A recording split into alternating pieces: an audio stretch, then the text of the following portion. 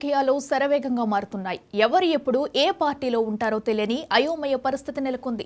Ticket దక్కిన నేతలు సమరోత్సాహంతో ఎన్నికల కథన రంగంలోకి దిగుతుంటే, టికెట్ ఆశించి భంగపడిన నేతలు తమ పార్టీలపైనే తిరుగుబాబుట ఎగురవేస్తున్నారు.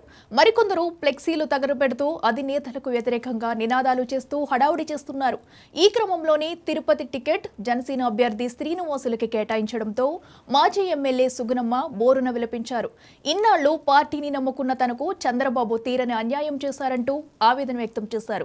కూటమి పేరుతో వైసీపీ నుంచి టీడీపీలో చేరిన వారికి టికెట్లు ఇస్తున్నారని అన్నారు.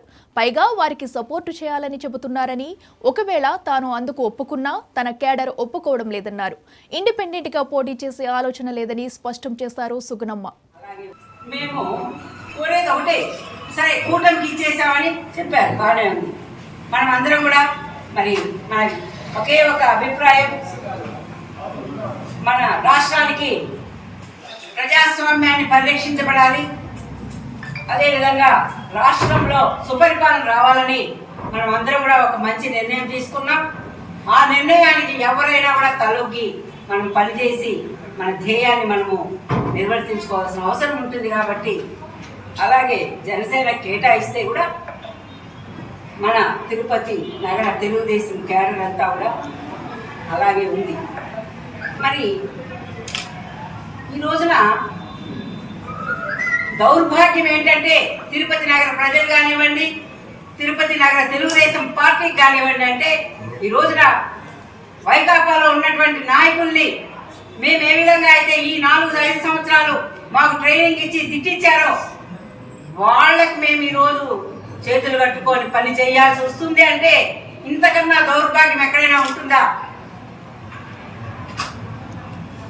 ఎవరికైనా ఒప్పుతుందా? ఎవరైనా చేయగలరా? నేనంటే చేయగలను.